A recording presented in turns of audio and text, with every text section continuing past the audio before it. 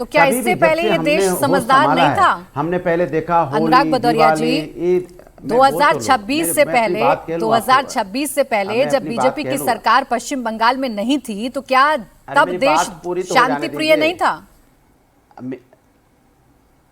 मेरी बात तो पूरी हो जाए ना, बात पूरी हो जाए तो फिर आप सवाल पूछ लीजिएगा। अभी बात पूरी नहीं हुई, आप सवाल बोले अनुराग तो बात फिर तो दूसरी बात हो जाएगी। मुझे पूरी बात कहने दीजिए दोबारा से। देखिए सवाल ये है कि इस देश के अंदर में हिंदुस्तानी बहुत शांतिप्रिय, सुनिए ना, इस देश के अंदर में हिंदुस्तानी बहुत शांतिप्रिय होता है, वो हर चीज़ का ख्याल रखता है।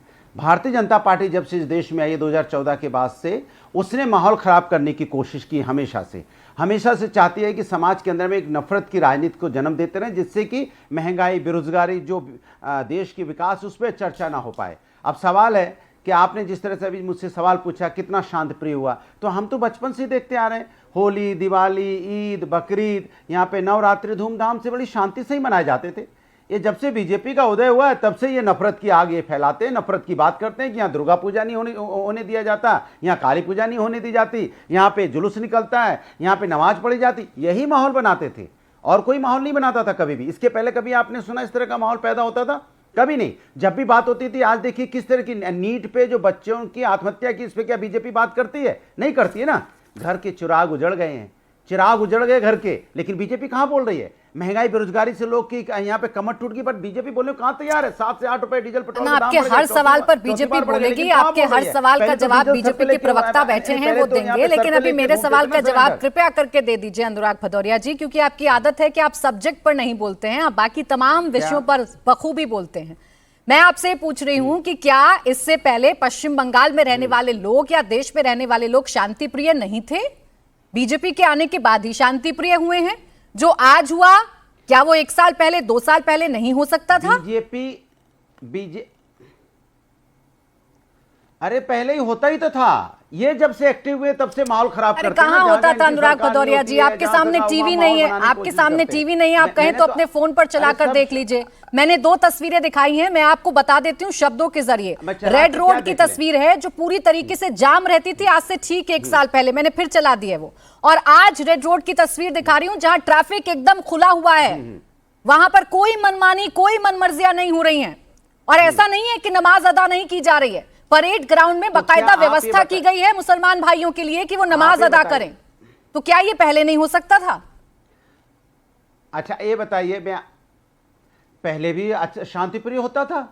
ये बीजेपी माहौल बनाती थी कि शांतिप्रिय नहीं होता था। पहले तो हम लोग खूब एक दूसरे से ईद मिलते थे, वो हमारी सिवई, हम उनकी सिवई खाते थे, मेरी गुजिया खाते थे, कितने प्यार मोहब्बत से सब लोग त्योहार मनाते थे। आज भी आज प्यार मोहब्बत त्योहारों में अगर राजनीति कोई लेके आए तो भारतीय जनता पार्टी लेके आई ना। मत करिए नहीं, कभी होली के नाम पे राजनीति, कभी दिवाली के नाम पे राजनीति, कभी ईद के नाम पे, कभी बकरीद के नाम पे राजनीति, तो यही कर रहे हैं, धर्म के नाम पे राजनीति। आज भी देश में वही सौहार्दपूर्ण माहौल देखने को मिल रहा है। बदला सिर्फ इतना है अनुराग भदौरिया जी कि मनमानी नहीं है, मनमर्जियां नहीं है, वोट बैंक को खुश करने के लिए दूसरे लोगों के सामने चुनौतियां पेश नहीं की गई हैं या दूसरे लोगों को परेशान नहीं किया गया है। लेकिन चूंकि अनुराग भदौरिया जी को बीजेपी से सिर्फ सवाल ही सवाल पूछने हैं, तो ये तस्वीर अनुराग भदौरिया जी को नजर आएगी नहीं। मैं कितनी भी कोशिश कर लूं, एक खुफिया चश्मा लगा रहता है आपकी आंखों पर, जहां अच्छी चीज आपको कभी नजर नहीं आती है, आपको सिर्फ बुराई ही दिखती है। शांति की कोशिश कीजिए जो हम कर रहे हैं। मैं तो कर ही रही हूँ और मैं तो दिखा भी रही हूँ, लेकिन ये शांति आपको रास नहीं आती ना,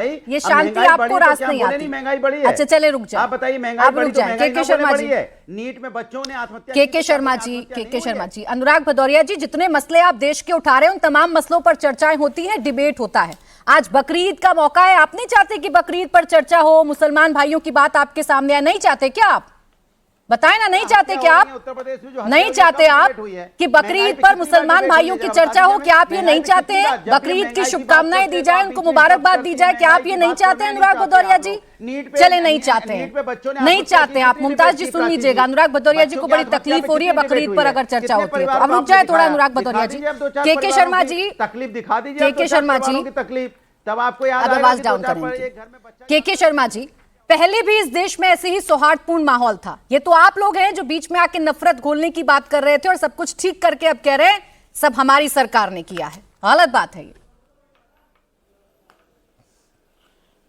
देखिए, सर्वप्रथम तो मैं प्राची जी, जो मुस्लिम समाज के लोगों का आज त्यौहार है और बहुत शांतिपूर्ण तरीके से उन्होंने नमाज भी अदा की, त्यौहार भी मनाया। मैं उनको बधाई देता हूँ, शुभकामनाएं देता हूँ।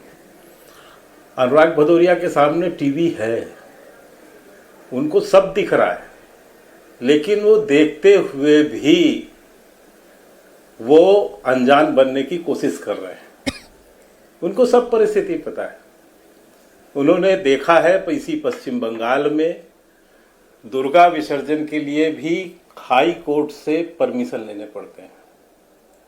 रामनवमी की जुलूस निकालने के लिए भी परमिशन लेना पड़ता था। और नमाज जब ये इस तरह के ईद और मुबारक मौके होते थे तो किस तरह से सड़कों पर कुछ लोग इस तरह से जाम लगाते थे और सड़कों पर त्यौहार करके लोगों को बाधित करते थे, ये सबने देखा है।